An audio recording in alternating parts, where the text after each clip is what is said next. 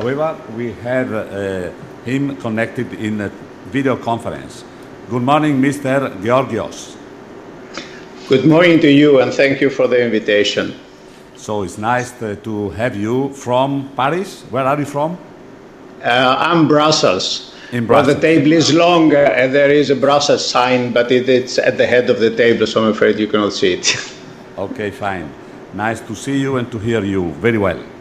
Mr. Georgios Katalagarianakis, very long name, very important name. Congratulations. You are from Greece, aren't you? Yes, I come from Greece, Crete. Okay, fine. Georgios is a scientific officer from European Community. It's up to you anytime. Go ahead. Thank you very much for the invitation, and apologies that I have not been able to travel to Torino. It has been a lot of traveling recently, but I'm pleased I'm here with you so we can go a little bit more in depth concerning our work and the safety of nanotechnology in general. Allow me a parenthesis, is the technical aspects fine? Do you hear me well? Yes, very well. It's all right. It does. Go ahead. Okay. There we go. A set of slides is there. If this cannot be presented or if it is... Look, we are running the slides. Oh, there is one technical issues, not concerning technologies, nanotechnologies. In fact, Georgios, either we see you or we have to show the slides. So I think it's yes, anytime. It's okay. It's my pleasure to talk without slides. Okay, anytime. We see you again for greetings in the end. Okay, fine. So if we put from here, can we show the slides now? No, it's okay. I'll talk without slides. Okay, fine.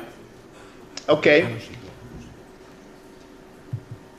So, first of all, I would like to inform you about our general policies. We are at the European Commission, as you may already know. I'm working since several years, and I have joined the nanotechnology unit since the beginning of this year. Our mission is industrial technologies, and our specific objectives are the industrial transformation. So we use science, we use the technology, but our aim is industrial. So we want this industrial information to be achieved through knowledge, through better knowledge, application of that knowledge, and in other words, innovation.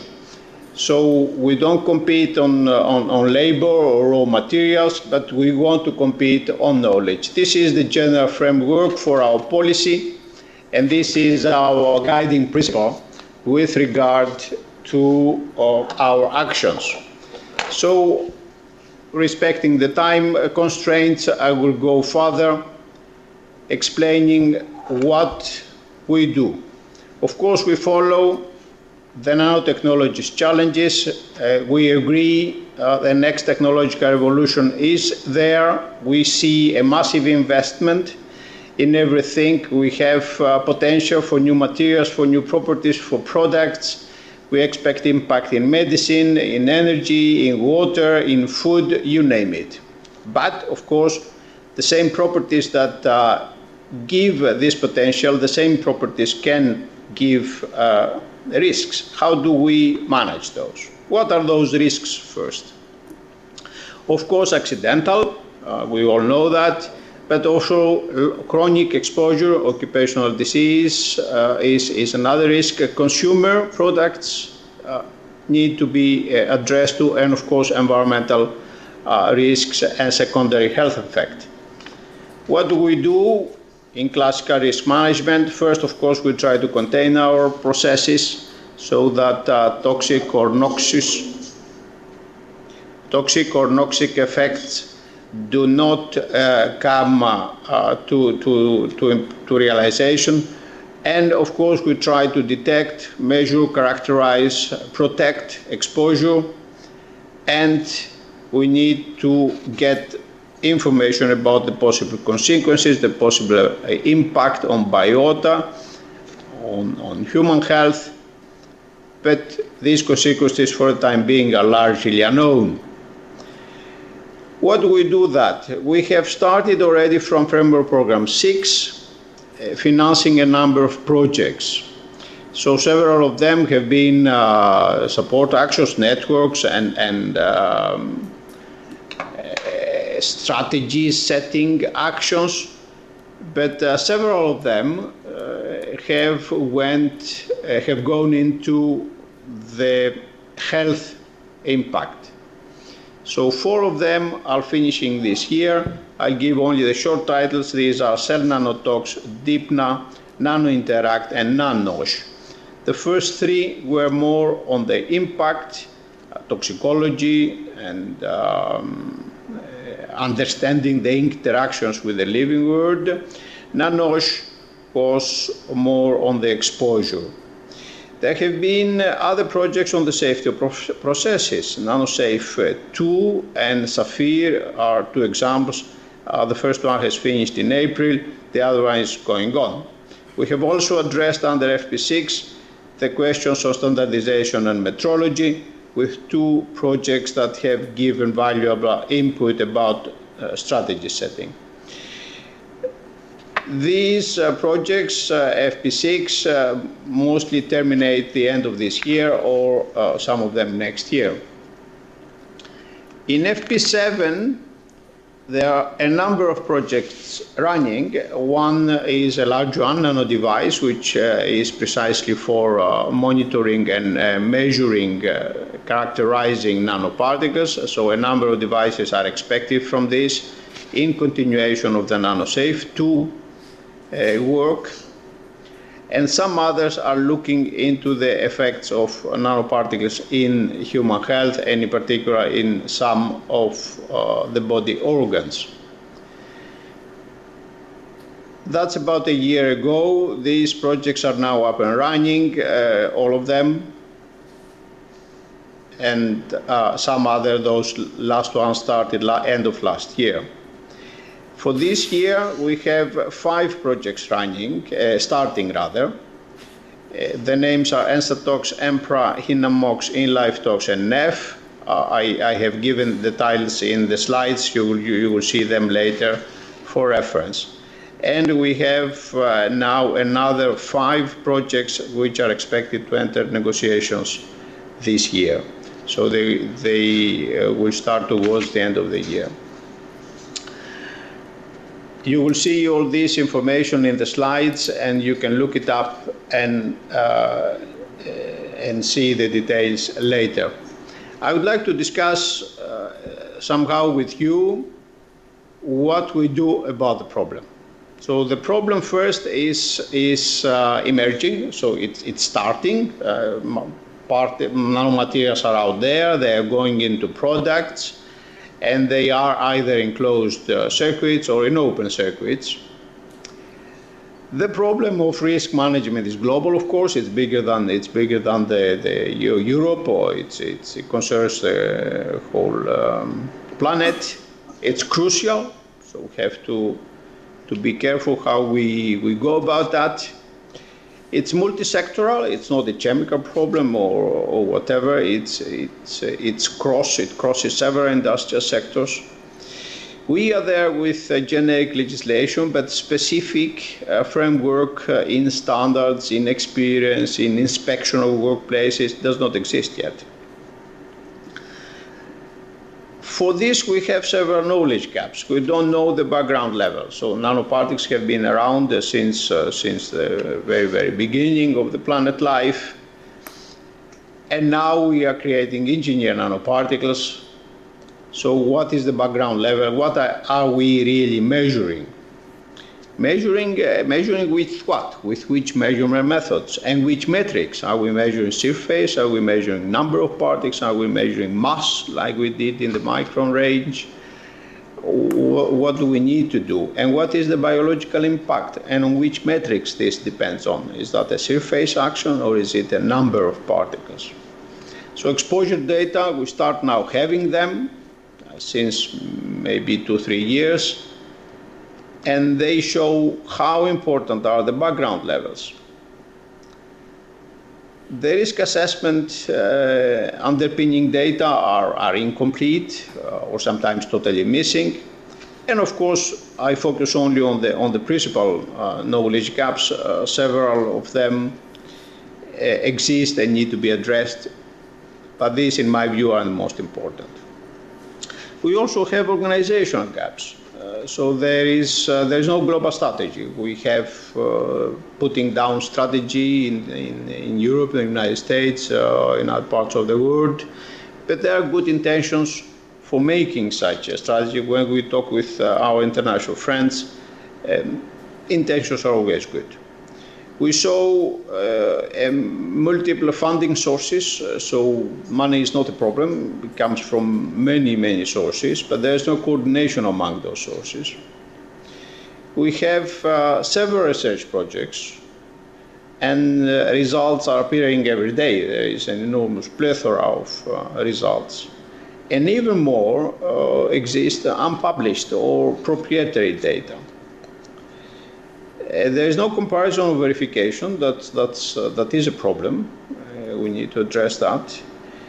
There is a general focus on nanoparticles toxicity and ecotoxicity, but not really much. I mean, more toxicity than ecotoxicity. Not really much on process or product safety. And in specific legislation, still we need to talk about that. Standardization also, we see several bodies that start working on that. CEN, ISO, OECD is working, ASTM, and several other informal bodies work on the standards. Technically, the future priorities, I would position them in several areas. Surely there are several of them. But detection, measurement, characterization, and marking is an important priority. So exposure control, which will be based on the methods coming from the first point I mentioned, is an issue. We have to make advances in safe processes for production and use. We start now addressing how nanoparticles are packed, how they are transported, how are they recovered from their packing. So safe handling and transport needs to be agreed upon and applied. Equipment for all this, production and use of nanoparticles, and of course hazard identification and impact assessment. In other words, this risk management goes in the same lines as any other industrial risk management. I would like to come now closing the technical area, so having in mind what the technical challenges are in front of us, I would say what we are doing. So in the nanotechnology unit, we have called the member states. It is true that the member states spend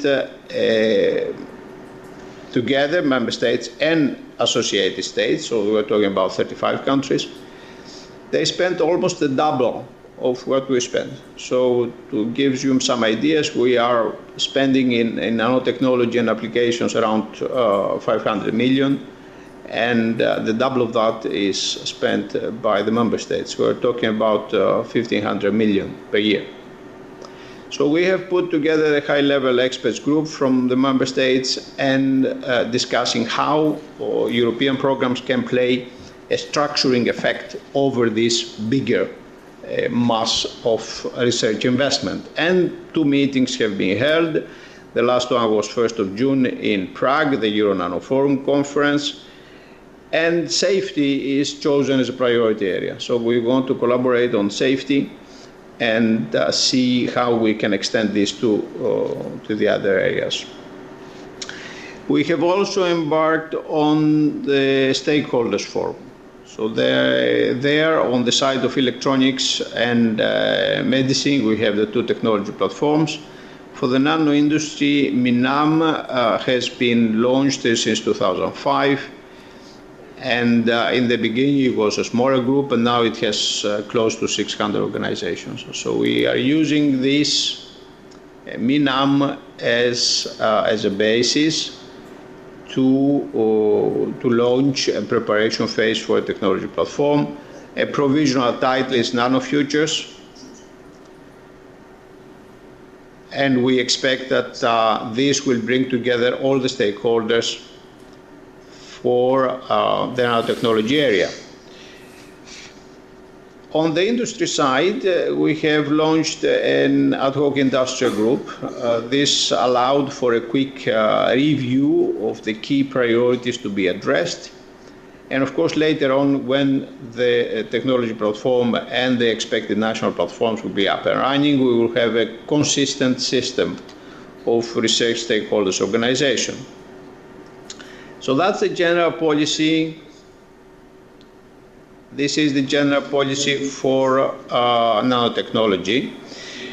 In the specific area of safety, we are organizing a project cluster. So there are about 15 projects in that, and 2 national ones from Germany and Belgium, NanoCare and NanoToxico. And there is little by little building a society in Europe of people working in the nanosafety. In this nanosafety, I must say nanotoxicity is more present than exposure, but this is, as I explained earlier, the area where we have most projects. So they have met several times, well, 3 times, and the next meetings are in August and in October. The idea is that we have some synergy among the projects, mapping the projects, putting together the data, putting together the test protocols, verify, validate results, agree on how material should be characterized and characterization methods, and finally put forward some research road mapping and research policy. In other words, this is platforming work. We are creating a research platform. There is definitely an issue about the infrastructure. So we have an a big amount of centers in Europe working for nanosafety. And the infrastructure part of the program is preparing a call expected to be published in July, closing in beginning December, bringing together this infrastructure. So networking, integrating this infrastructure. If you're interested in joining this effort, you're mostly welcome. You will receive information for that. The next brokerage event is 24th, 25th August in Helsinki, together with the Health and Safety Conference organized by FIOS. We have another action on modeling and simulation. So modeling and simulation is a must. The amount of data that we have is very, very significant. So without some theoretical background, we will not go far. We have seen it in other sectors. This will be probably the case here. So now we are planning a publication of a call on modeling and simulation of impact together with the United States. This will close end of November, is expected to be published in the next period. By this I mean July. So in these 2 areas, on infrastructure, modeling and simulation, there are calls planned. Also for the reference methods for toxicity testing, there is a call that is prepared. And for the ERANET, that is bringing together the national programs on health issues of nanotechnology. There is a call on that point too. Which leaves the risk monitoring and of course the risk reduction as priority points for the next year. What we need to promote is also the international cooperation. I mentioned earlier that a lot of countries are working, and we have contacts, the United States and Canada, China, Japan, Australia, Russia, South Africa, and Brazil. So a lot of work is being done, and we need somehow to bring this into synergy or cooperation. We need to see how we do that. Standardization is something that we also very much like to promote, and there we are in good contact with CEN and ISO, and we have been scanning the projects and see which areas need to be given priority in the standardization exercise.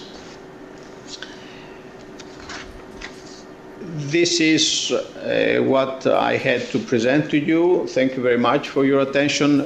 My final slide contains two Commission web pages where you receive some more information on that.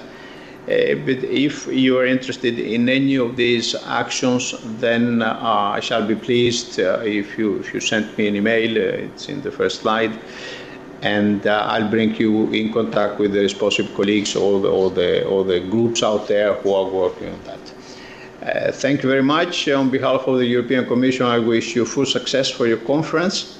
And as I will not be present in this room to attend the whole conference, sorry for that, I would very much like to reply to questions if you have any now. Thank you. Okay, thank you, Georgios.